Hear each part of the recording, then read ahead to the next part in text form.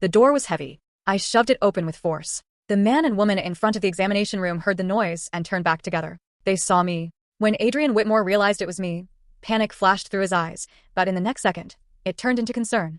Nora, are you sick? Adrian crossed the distance in a few strides, grabbed me, and anxiously checked me from head to toe. Only when he saw I was fine did he let out a breath. You scared me to death. I thought you weren't feeling well, baby. He cared about my health more than I did. My father had died of cancer, and the doctor had said there was a chance it could run in the family. Adrian had been so scared, he couldn't sleep for days. If I sneezed, he would watch me like I might break. I looked at the man in front of me. The worry in his eyes didn't seem fake. Nora, when did you get to the hospital? He asked carefully. I stepped slightly out of his arms. Not long ago. Didn't you want a child? I came in for a checkup. I lifted the form in my hand. What did the doctor say? He held his breath. Everything's normal. Who is she? I pointed at the woman who had stood up nervously the moment I appeared, looking like she wished she could disappear. Adrian kept his eyes on me. He didn't even spare her a glance. Her. She's someone Julia knows. She wasn't feeling well, and I happened to pass by, so I drove her to the hospital. He lied without changing his expression. Julian Foster was a friend he had grown close to over the past few years. Without a sound, Adrian pushed the woman toward Julian. He looked so honest. If I hadn't heard the conversation between them, I wouldn't have found a single trace of anything wrong. He fooled me like I was an idiot. I forced down the ache in my chest and kept my face calm. So she's Julian's friend. Adrian saw that I was suspicious. He put his arm around me and turned to the woman across from us. Sorry, Miss Shaw. My wife isn't feeling well. I'll take her home. You can contact Julian. The woman raised her head, a gentle smile tugging at her lips. Okay. I already called Julian. I'm sorry, Mr. Whitmore. I took up your time. Thank you for helping me. I'll thank you properly another day.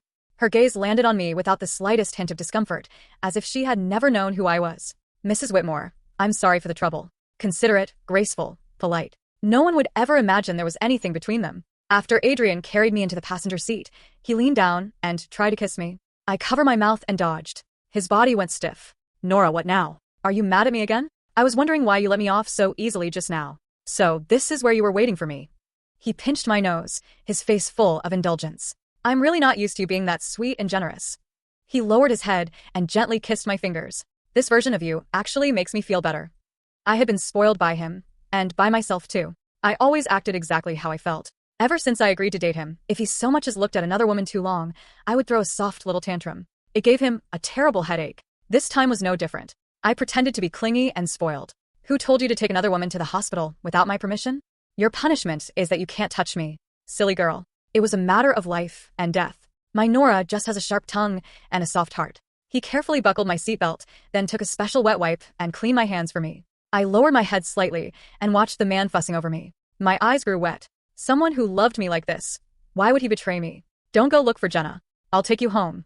He started the car and looked at my face with concern. You don't look good. The excuse I had used when I left home that morning was that I was going shopping with my best friend, Jenna Carter. As Adrian spoke, he handed me a thermos and made me take a sip. The water was the perfect temperature. He was always like this. Every day, he prepared warm water for me. He hand-washed my clothes. If I left his side for more than 2 hours, he would keep calling until I picked up. In 3 years of marriage, except for business trips, he came home on time every day. He acted like he wished he could tie me to his body. No one thought he didn't love me. Neither did I. How could it be like this? Tears seeped from the corners of my eyes. I forced them back and looked at the man in front of me, overflowing with love. All of it was fake. Fake.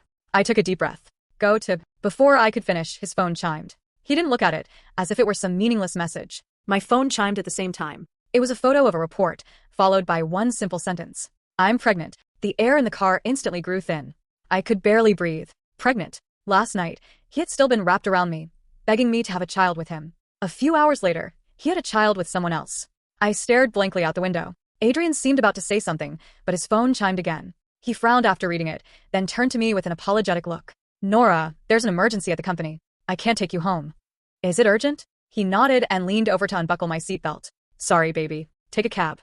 I got out of the car by instinct. Before I could even stand steady, the door slammed shut. The speeding car nearly knocked me over.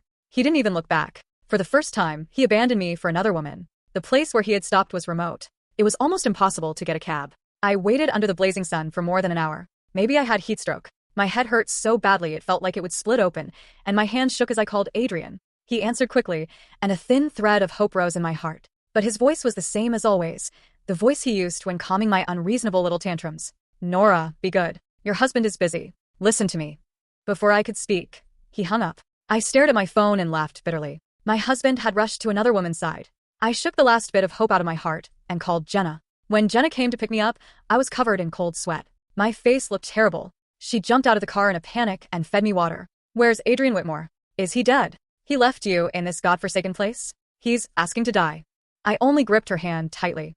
I couldn't speak. I had just left the hospital, only to be sent back again. The doctor prescribed medicine. But even then, the man who used to call me nonstop had not sent a single message. That evening, Jenna took me home. Only after I walked through the door did Adrian make his first call of the day. "Nora, I'm sorry. The issue still isn't fixed. My secretary made a huge mistake. Your husband has to work all night. Eat properly. I had the housekeeper make your favorite French foie gras." I looked at the message I had just received. He agreed to let me keep the baby. He'll stay with me tonight. This was the first time Adrian had stayed out all night since we got married. Before this, no matter how late it was or how tired he got, he would always come home. He would wake me when I was deep asleep.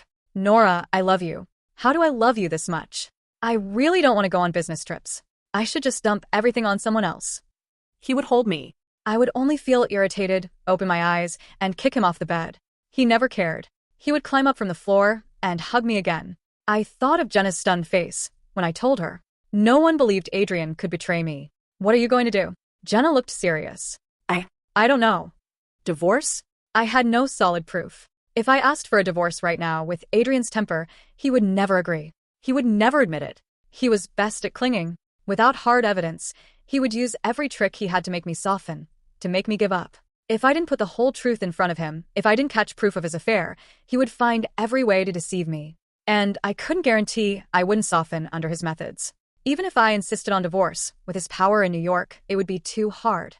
I hated him for not being unfaithful enough. Or maybe, deep down, I still had a tiny bit of hope. But I looked at my phone and listened to the anxious breathing of the man on the other end. In that instant, my wavering heart sank. Fine. Just one chance. Only one. As long as he confessed.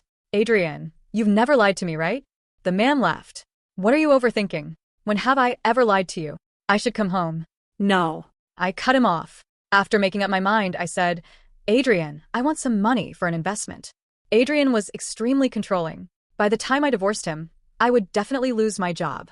He would use every method he could to force me to submit. I had to prepare early. An investment? Adrian laughed, his tone light. Sure. "My Nora actually wants to do something besides her hobbies. Keep it up. Your husband earns money for you to spend. What if I lose it all?" I deliberately acted spoiled. "If you lose it, you lose it. It's yours. Lose it however you want." Adrian transferred the money very quickly. Hundreds of millions of dollars, twice as much as I had asked for. When a man did something wrong, guilt made him especially generous. I quietly moved the money into a Swiss bank account. Adrian came home the next morning. He looked exhausted. When he saw me standing on the stairs, he hugged me. "My baby couldn't sleep well without me, huh? It won't happen again. Wait for me. I'll take a shower, then sleep in with you."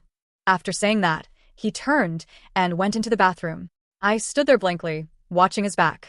Just now, when I buried my face in his arms, there hadn't been even a trace of another woman's scent on him. His clothes were exactly the same style as yesterday's. He had hidden everything so well. I didn't dare imagine that if I never left, I would spend the next several decades being kept in the dark, a fool deceived by fake happiness. A chill ran through me. The doorbell rang downstairs. I opened the door. It was Vivian Shaw.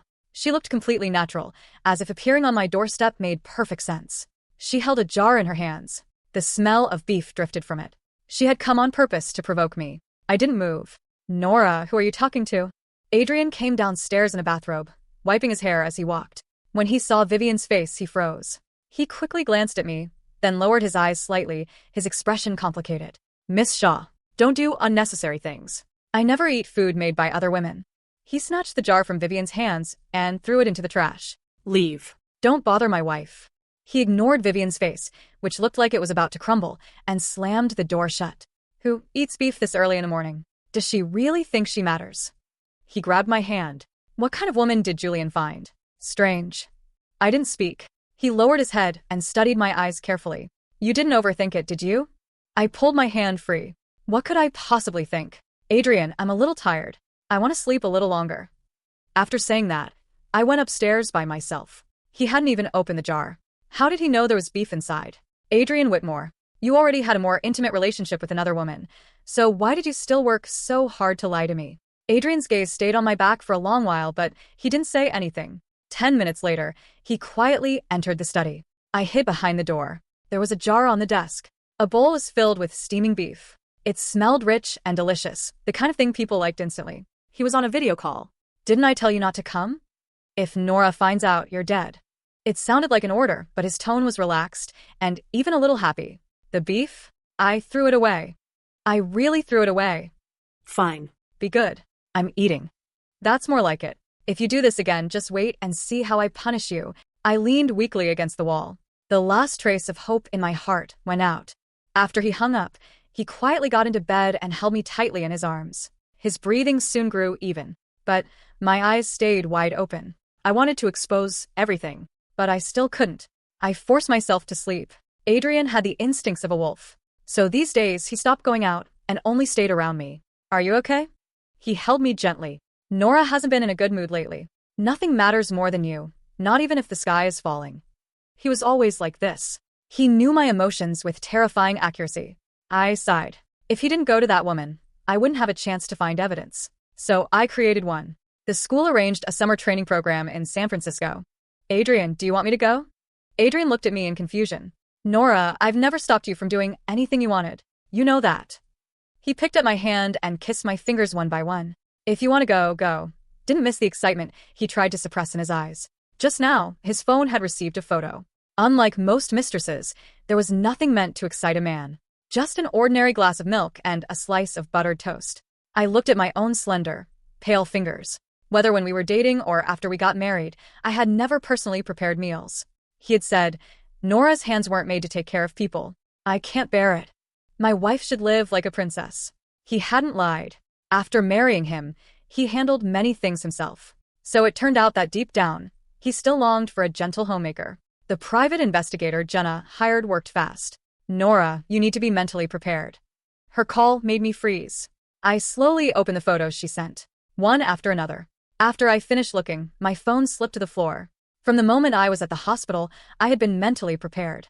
I had imagined that when I saw proof of him cheating with another woman, I might collapse, might go mad with pain. But now, all I felt was fear. He had dinner with Vivian Shaw. He drove Vivian home. He took her to the hospital.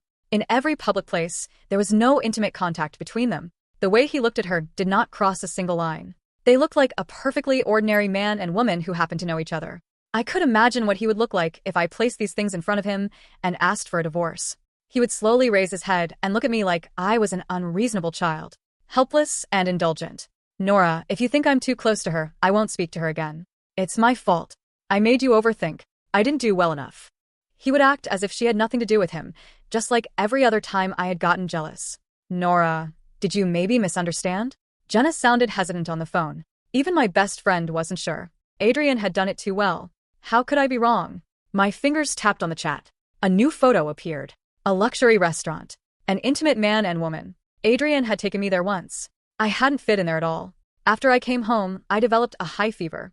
Back then, he had kissed my forehead tenderly. I won't take you there again. I can't bear to see you uncomfortable.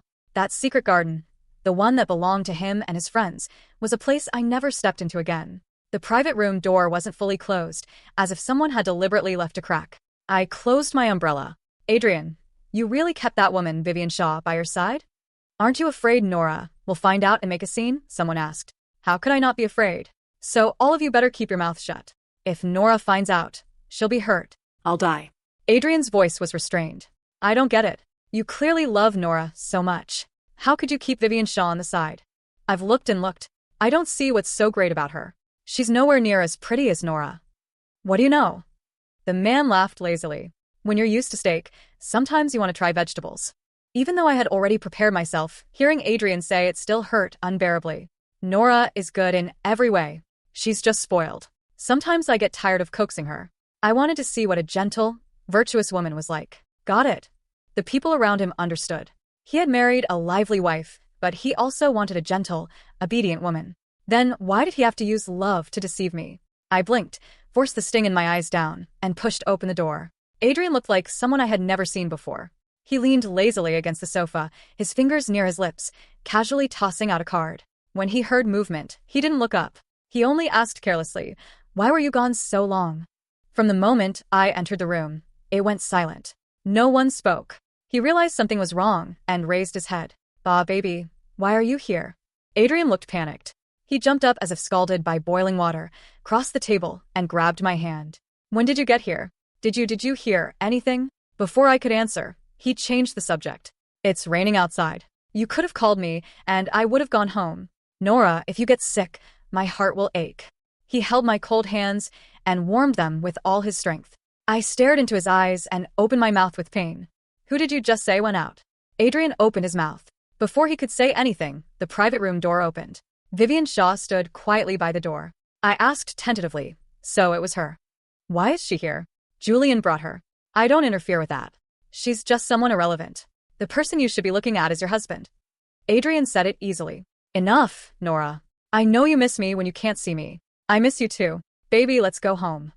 The woman's face turned pale, and the disappointment in her eyes flashed past. I gently pushed him away and smiled sweetly. "Relax. Jenna and I were passing by, and I suddenly wanted to come up and see what you guys were playing. So that's it. Don't worry, Adrian doesn't need us watching him. If he dares touch even a little bit of another woman with that sharp nose of yours, how could you not know?" My sense of smell had always been sharp.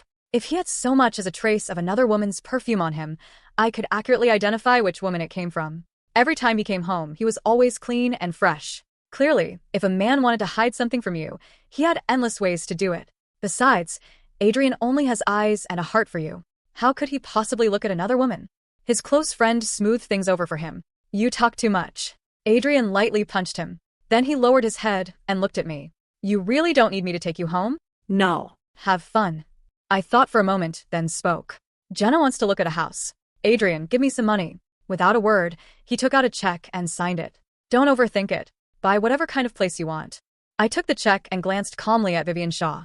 She lowered her head slightly, gentle as a shadow, standing there as if she would never be noticed. Quiet. Obedient. Adrian thought he had coaxed me. A month later, he wanted to see Vivian Shaw again. On the morning before my birthday, Adrian looked at me apologetically. "Nora, I need to go on a business trip. Just one day. I'll be back tomorrow morning." "I won't miss your birthday." "I really don't want to go, baby." He kissed my forehead. "What gift do you want?" I tapped his chest with my fist. "If I say it out loud, then you didn't put any thought into it. Guess for yourself. If I don't like it, I won't want you anymore." "Nonsense. How could I not guess what you want?" He refused to accept it. "When have I ever given you the wrong gift?" His gifts had always suited me perfectly. So this time, he was very confident. I stepped out of his arms. "But this time, I dare bet you won't get it right." "Impossible. You're underestimating how much your husband loves you. If you get it wrong, I won't want you anymore." I looked at him seriously. The tall man's body stiffened slightly.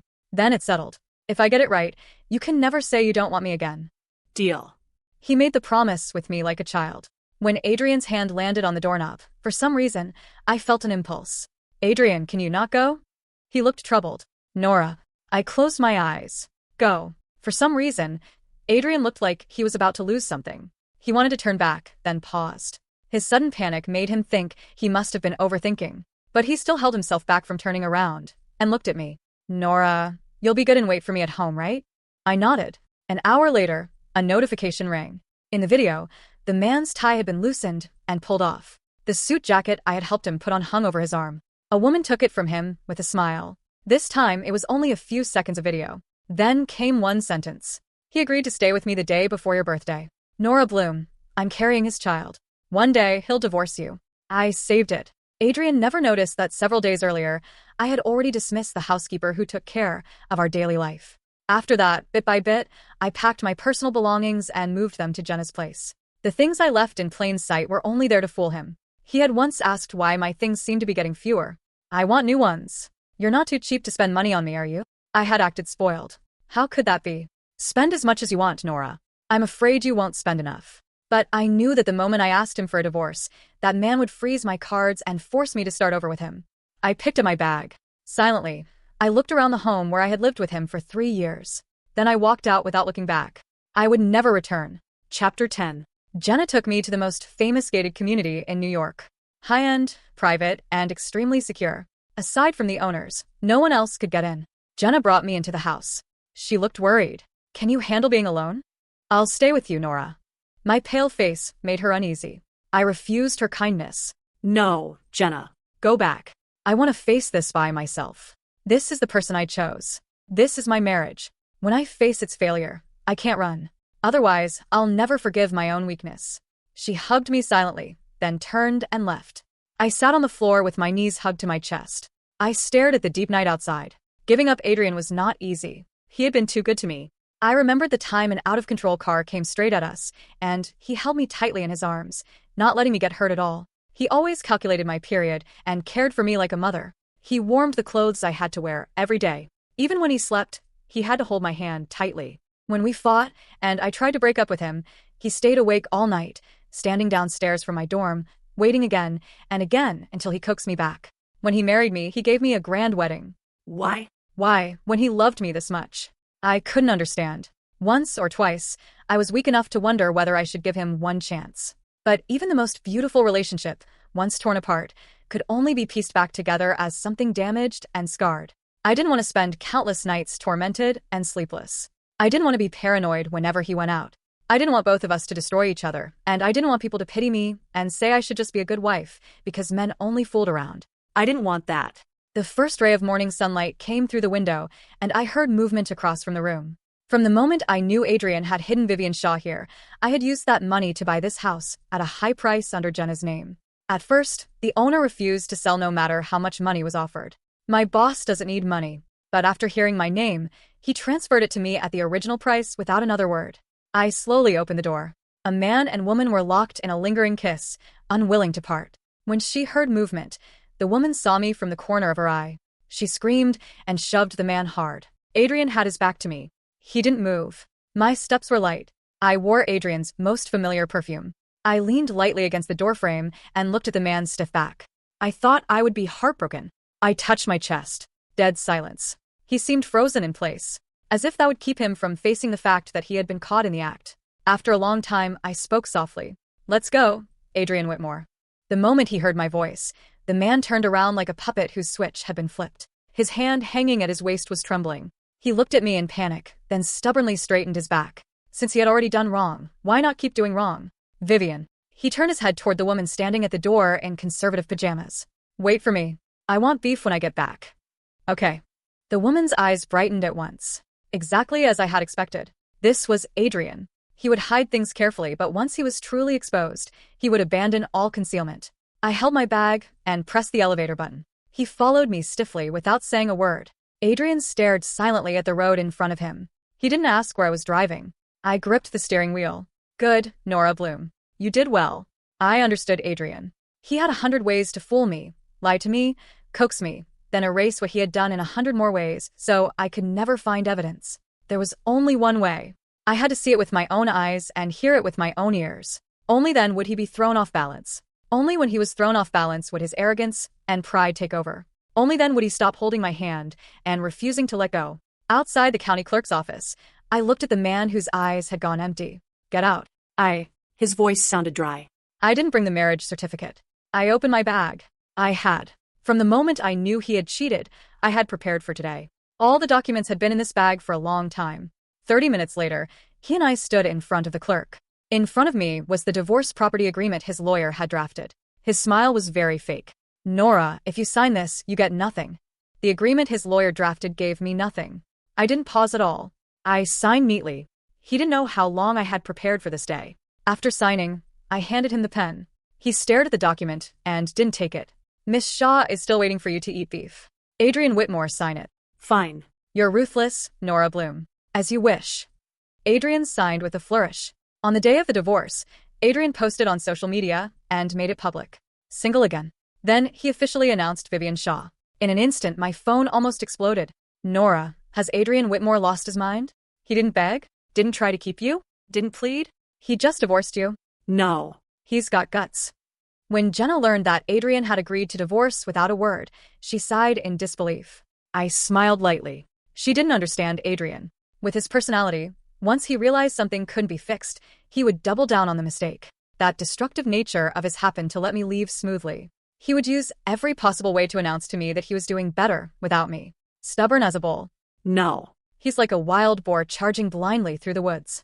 I corrected her. He was desperately venting the fear in his heart with no idea what he was doing. That night, I got on a plane to Athens. At the same time, my cards were frozen. I stayed in Athens for 6 months. Half a year later, I was taken onto a plane and brought back to New York. During those 6 months, Adrian had not been calm for a single day.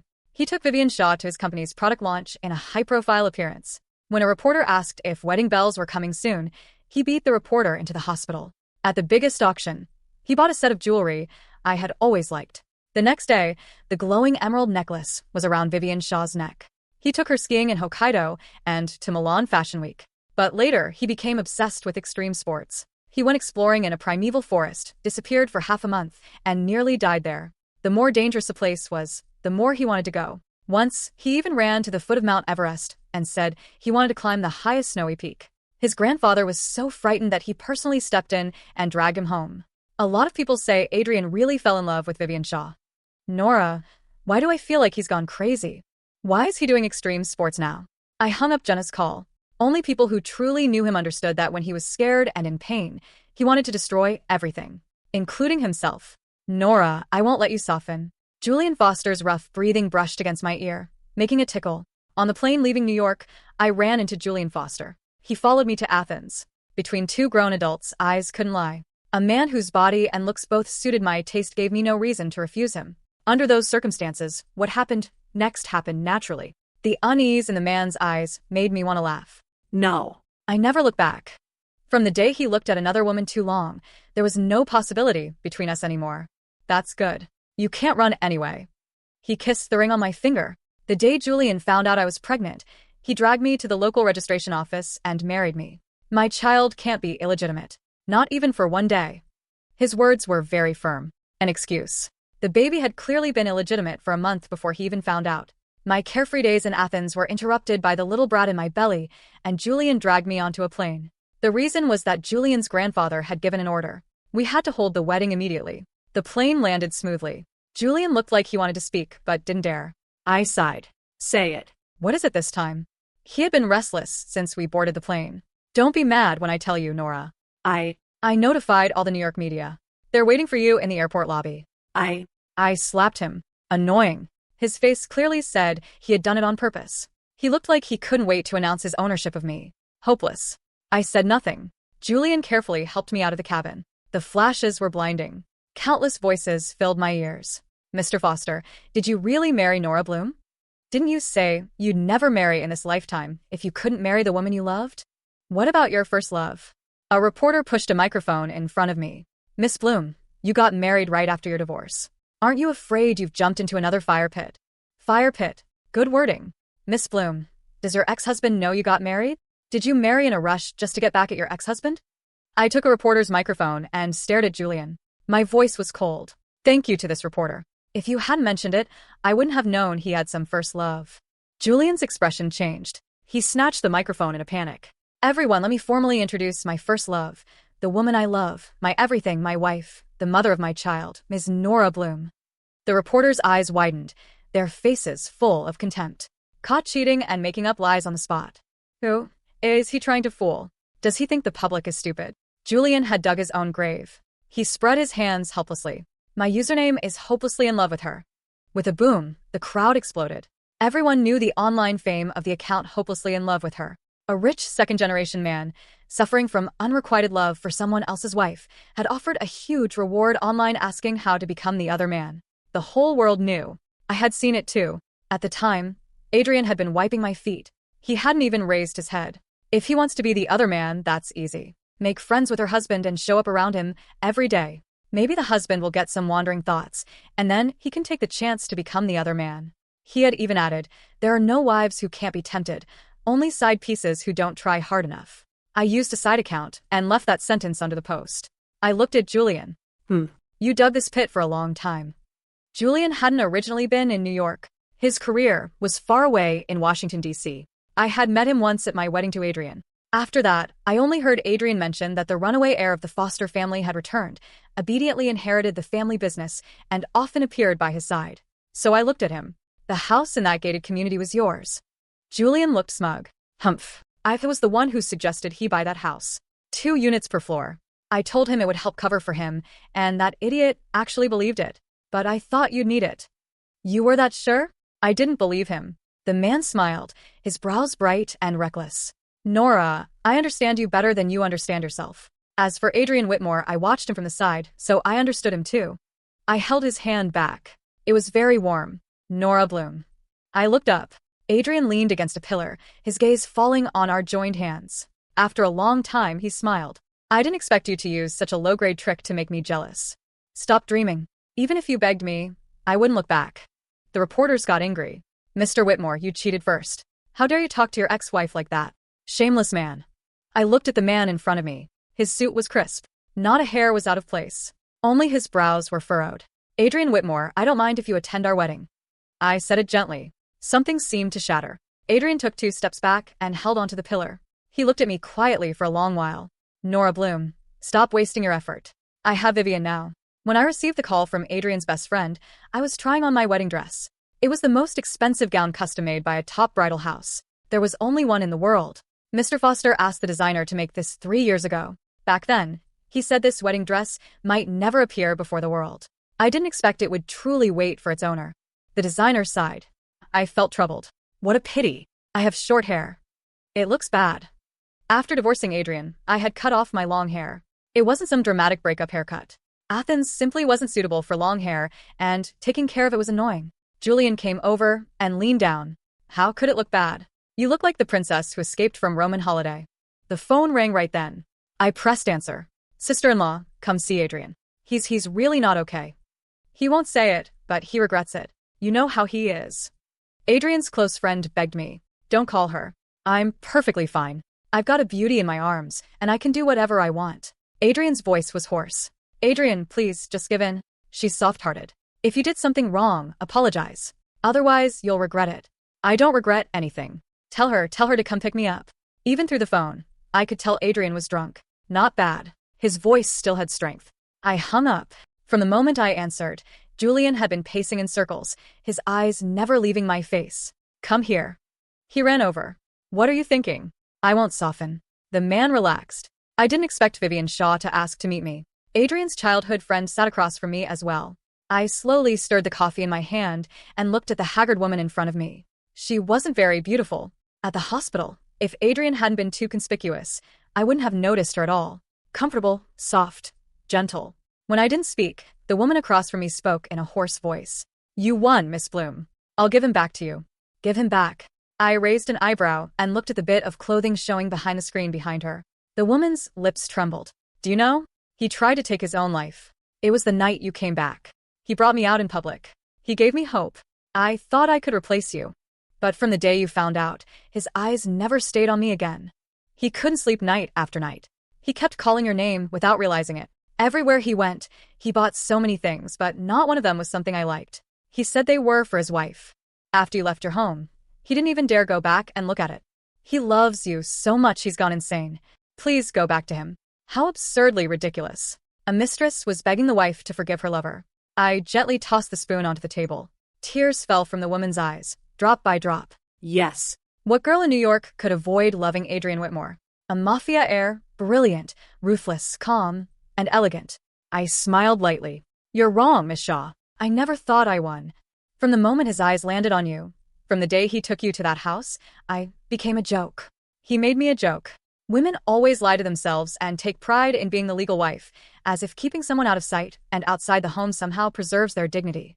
But that's just burying your head in the sand like an ostrich. It's more ridiculous and more pathetic. The dignity that belonged to his wife had already been ripped apart and destroyed in front of everyone. So when he looked at you, I lost completely. When I think of all those days and nights when I didn't know you existed, when Adrian Whitmore made me live like a joke, I can't let it go.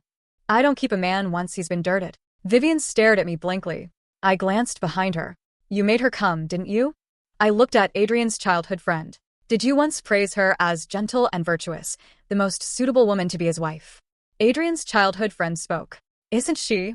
You see, this is exactly how men are. He married me. He said he loved my spoiled temper, my willfulness, that I was like a sweet, innocent princess. But then he longed for a gentle, virtuous wife. In New York, in upper-class circles, no one dares contradict Adrian Whitmore. You brothers all lifted him up like a god. But even so, Didn't he once say Nora Bloom didn't understand socializing, that he was tired? After the first time he took me to their private club, he once complained. Nora is good in every way. She just can't fit into the circle. She's not as good at socializing as your girlfriend. You heard that? Adrian's childhood friend's eyes darted away. Then he looked confused. If you knew, then why didn't you? I cut him off. You mean, why didn't I change? I won't change. Why should I? When Adrian Whitmore chased me, he knew my personality. He knew everything about me. I never deceived him. Why should I become an innocent woman when he wants one, then learn to be a socially perfect wife when he wants that? That wouldn't be me. Look. I stretched out both hands. Bright, clean, without a single scar. I wouldn't cook for him myself, and I wouldn't hand wash the clothes he changed out of. The Whitmore family isn't bankrupt. These are simply not things I need to do. His dissatisfaction with me was exactly this, wasn't it? I couldn't satisfy that craving of his. So he turned around and found you. Found women like you. He said he loved me. Everyone around him thought he loved me. So what? See, when I loved him exactly as he was. He didn't have to change. If he changed, I wouldn't love him anymore. I gave him equal love in return, but once he looked at someone else, I didn't want him anymore. I looked at the woman in front of me. You worship him, don't you? You treat him like the light of your life, so you let him do whatever he wants. You even came to beg me, his ex-wife, to take him back. But in my eyes, he's cowardly, selfish, and ridiculous. You can't talk about Adrian like that. Adrian's childhood friend couldn't help arguing. He's not ridiculous. How is he not? He thinks he can command wind and rain. Yeah, he wants to rely on his wife to socialize for him. Even if that wasn't his intention, it was still his vanity. Is he strong? I smiled coldly. If he were truly strong, then even if I made a mistake, no one would dare say it was wrong. Adrian appeared behind them, his face deathly pale. I never knew you saw me like that. Nora, you actually saw me like that. His expression looked almost crazed. I looked at him calmly. Adrian Whitmore, it isn't that I see you like this. It's that you acted like this. I remember you never say you regret anything. Don't make me look down on you. I stood and picked up my bag. No. Don't go. He grabbed the corner of my clothes. Nora, I regret it. I regretted it long ago. Please don't go. You're so cruel. How can you be this cruel? Adrian gripped me tightly. No. You don't regret it. I yanked my clothes free. You only regret that you didn't keep it from me. You only regret that you thought I would compromise for you, given for you, and stay by your side forever. You only regret that you weren't careful enough. Adrian's eyes dodged. I had hit what was truly in his heart. On the surface, I was spoiled and willful, but in truth, my heart was very soft. I can't accept that, Nora. I can't stand you leaving me. You're mine. Who's yours? What a joke. Adrian Whitmore, stop holding on to my wife. At some point, Julian had arrived. He pulled Adrian's hand away, then turned and held me in his arms. Don't scare her, baby.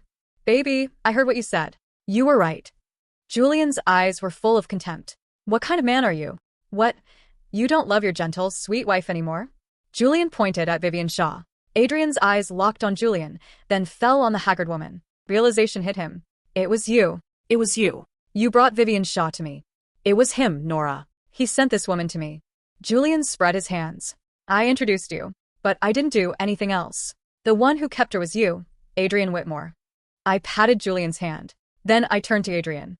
So, what if it was him? He didn't force you to keep her. He didn't grab your hands and put them together. Don't come looking for me again. Have I never told you? I don't love you anymore. To Adrian, the divorce had felt like a dream. It had come too suddenly. Before he could do anything, Nora Bloom had vanished. He had never imagined hearing her say she no longer loved him. It was him. He had lost her. The man let out a bitter laugh. He watched, dazed, as Julian Foster took her away. Too cruel. That sentence was too cruel. He hadn't heard it. Adrian didn't come to my wedding with Julian. He only asked his childhood friend to send over a document. He said that at the time of the divorce, this was the property settlement he had prepared. He had given me every asset under his name. Nora, all men are the same. I'll wait for Julian Foster to make the same mistake I did. When that day comes, we'll still be husband and wife. In his dreams. Julian grabbed the document and threw it aside casually. Julian's POV. Julian attended Adrian's wedding on behalf of his grandfather. Although he had grown up in New York, he had gone to Washington, D.C. early and built his own world there. Old Mr. Foster never gave up. He always wanted Julian to return and inherit the family business. Julian thought that north, south, east, or west, anywhere could be home. He didn't need to return to New York. At the wedding, he was bored, holding a glass of wine. The bride appeared. The beautiful woman the Whitmore heir had chased for 4 years, exhausting every trick before finally succeeding. Julian glanced at her faintly. He didn't see her clearly. She was pretty, but just pretty. Someone at the same table sighed. Adrian is lucky. He fell for her at first sight and made his move right away. No one else even got a chance. Julian glanced sideways at Lauren Sutton, Adrian's childhood friend. But in his eyes, Julian saw thick envy and unwillingness. Julian thought disdainfully that he was shallow, a dignified heir of the Sutton family, yet he wanted to be the other man. When the woman walked past him, the glass in his hand tilted, and he didn't even notice. Too sweet. Sweet and soft, like a rose soaked in honey. She opened champagne with Adrian at the wedding, and Julian's hand trembled. The princess from Roman holiday had slipped out into the world. For the first time, Julian wanted to agree with Lauren. Why was Adrian so lucky? Julian thought he would just watch from afar. But Washington, D.C. was too far away. So he returned to New York. His grandfather was overjoyed, thinking Julian had finally become tired of working elsewhere. He had no idea Julian had come back because of a woman. Even after returning to New York, she was still far away. Too far. Julian wasn't satisfied. He deliberately became friends with Adrian. But her eyes never once fell on him. It wasn't hard to learn Adrian's preferences. At the private club, Adrian never looked at the heavily made-up beauties, but his gaze would unconsciously drift toward gentle women. Vivian Shaw, a woman in New York with nowhere to go. I can solve your problem. $5 million. What do you want me to do? Nothing. Can you cook? I can learn. The woman seized the chance. Julian went to the private club more often, and he had the housekeeper at home send things over. Adrian sighed that Nora Bloom had never cooked before. He couldn't bear to let her. He said that with his mouth, but a trace of disappointment flashed through his eyes. Fake. Julian sneered. The housekeeper got sick. Vivian Shaw came. Adrian saw her. A month later, Vivian Shaw left. Julian didn't ask where she went. He only had someone keep watch and watched her be kept by Adrian in the gated community. He deliberately bought the house across from hers. He knew Nora Bloom would need it. As for why he was so certain, even he didn't know. Nora Bloom was too soft and too sweet. That made Adrian and the people around him overlook the decisiveness in her nature. She was devoted. If someone loved her 10 parts, she would return 10 parts. But if someone could no longer give that love, she could cut them off just as decisively. Julian loved that she was devoted, and he loved that she wasn't so devoted, she would lose herself. Someone wanted to buy his house, and gave her name. He actually trembled. She had found out. She had finally found out. He sold it without hesitation. When he sold the house, he couldn't help sighing. As expected of the woman he loved. Even though he watched her movements constantly, he didn't know when she had found out, or when she had calmly handled everything. The night she moved into that house, his car was parked downstairs. Morning sunlight fell on Adrian's lifeless face. Julian knew everything was settled. On the night of the wedding, Nora Bloom fell asleep from exhaustion. Julian went out. Adrian was crouched by the door. You clearly knew I loved her, Julian Foster, yet you stole my wife. Who said I was your friend? Julian asked back. Adrian stood up. You only use dirty tricks, Julian Foster. You just haven't gotten her yet. Men are all the same. I won't give up. I'll keep waiting. I'll wait for you to make a mistake. I'll wait for her to come back to me. Then I hope you enjoy waiting. Julian didn't want to pay attention to him anymore. He turned and closed the door. Behind him, the man was still stubborn. Julian breathed in the rose scent in the night and smiled. Did Adrian think Julian didn't know exactly how he had gotten her? Adrian's POV. The first time Adrian saw Nora Bloom, he decided he would marry no one but her. Sunlight fell on the girl's face. She was bright and lively, like a fresh peach. But her personality was too spoiled, delicate, and full of little tantrums. After they got married, his feelings slowly faded. He thought he wanted someone gentler and more obedient. He wanted to taste that kind of life. Vivian Shaw was gentle and generous. She was exactly what he wanted. He casually kept her in a house in the gated community. He didn't think Nora Bloom would ever know. He never got close to Vivian Shaw outside. The people around him knew how to keep their mouths shut. He was very satisfied. When he ran into Nora at the hospital, he looked calm on the surface, but his palms were soaked in cold sweat. She didn't find out. He secretly breathed in relief. In the car, Vivian Shaw told him she was pregnant. He thought carelessly that she could just get rid of the baby. But when he lay in the bed Vivian had warmed with her body, he felt that letting this woman have a child might not be impossible. He never knew that at that moment, Nora Bloom was thinking about how to leave him. He had never kissed Vivian goodbye at the door. But that morning, when he opened the door and saw the caution and longing in her eyes, he lowered his head. Just once. The door across from them opened. He He was still confused, wondering when someone had moved in. The footsteps were light, like a cat. They were Nora Bloom's footsteps, a sound carved into his bones. Her scent was stamped into his soul. He didn't dare turn back. He didn't think about anything. Mechanically, he looked at Nora's pale, calm face. Mechanically, he went downstairs with her. He didn't know where she was driving. He thought that if the world ended right then, it would be better. Then, he wouldn't have to face her disappointment. But her hands didn't even tremble. She parked steadily outside the county clerk's office. My Nora was truly ruthless. It was beyond repair. His heart told him that. He let out a soft, cold laugh. Then he wouldn't repair it. He would let her have her way. He signed. He posted the divorce certificate. She left. He took Vivian Shaw with him. He thought she had never been willing to lose. She wouldn't accept losing to another woman. She would come back. She came back. But she was already married. He had waited at the airport early and watched her be surrounded by reporters. That night, he cut his wrist. When the doctors saved him, he finally realized Nora Bloom no longer belonged to him. And he had already died when she left. He had stopped wanting to live long ago. The one destined for him had gone to someone else. He stubbornly told Julian Foster that he would wait. But he knew that even if one day Julian made the same mistake he did, Nora Bloom would only fall in love with another man. She would never look back. So the moral of the story is basically, if you're married, maybe don't turn your love life into a 500-episode reality show with plot twists, side characters, secret houses, fake gentle girls, fake jealous games, and emotional damage DLC packs. Because Adrian really said, I want a soft wife and a spicy side quest and a misunderstanding arc and a mental breakdown speedrun. And Nora said, no worries, I choose peace, and also divorce papers. Meanwhile Julian pulled up like, sorry bro, she upgraded. So yeah, life lesson. If you're confused in love, communicate. If you're plotting jealousy experiments, you're already the villain in someone's story. And if your relationship needs this many spreadsheets, it's not romance anymore. It's a corporate merger with emotional casualties. Anyway, subscribe for more How to Lose Your Wife in 21 Easy Chapters content.